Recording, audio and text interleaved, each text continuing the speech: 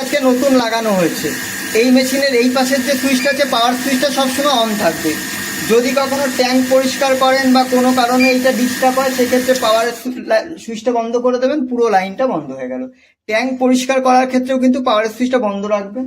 এটা অন থাকলে ওরা ট্যাঙ্ক খালি করতে পারবে না, বারবার করে চালু হয়ে যাবে। তাই ফার্স্ট এটাকে অফ করে দিলেন। এই যে পাম্পের সুইচটা যদি ইন ফিউচার কখনো আপনাদের গন্ডগোল হয়, এইটা দিয়ে যে কোনো সময় আপনারা পাম্প আগের মতো অবস্থায় চালু বন্ধ করতে পারবেন। এখন কিন্তু এটাই হাত দেবেন না, এটা সবসময় অফ কন্ডিশনে থাকবে। এই সুইচটাও অফ থাকবে, শুধুমাত্র এই পাওয়ারের সুইচটা সবসময় অন থাকবে। দেখুন এখানে একটা লাইট জ্বলছে, পাশে লেখা রয়েছে পাওয়ার। এই লাইটটা সবসময় চালু থাকবে। যখনই পাম্পটা অন হবে, এখানে একটা সবুজ লাইট ব্লিঙ্ক করবে আর টি টি করে একটা আওয়াজ হবে যতক্ষণ পাম্পটা চলবে। পাম্প বন্ধ হয়ে গেলে লাইটও বন্ধ হয়ে যাবে, আওয়াজও বন্ধ হয়ে যাবে।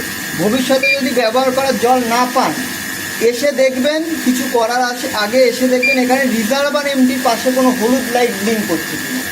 রিজার্ভ আর এমটির পাশে যদি হলুদ লাইট ব্লিঙ্ক করে, তার মানে আন্ডারগ্রাউন্ডে কর্পোরেশনের জল ঠিকঠাক আসেনি, নিচে রিজার্ভারটা খালি আছে। তখন কিন্তু আপনারা ম্যানুয়াল চালাবেন না, হাওয়া ঢুকে যাবে। আর বাকি এই দুটো লাইট, ট্যাঙ্ক সেন্সার ফল্টি আর রিজার্ভার সেন্সার ফল্টি যদি কখনো জ্বলে, এই নাম্বারে ফোন করে আপনারা কমপ্লেন লঞ্চ করাবেন।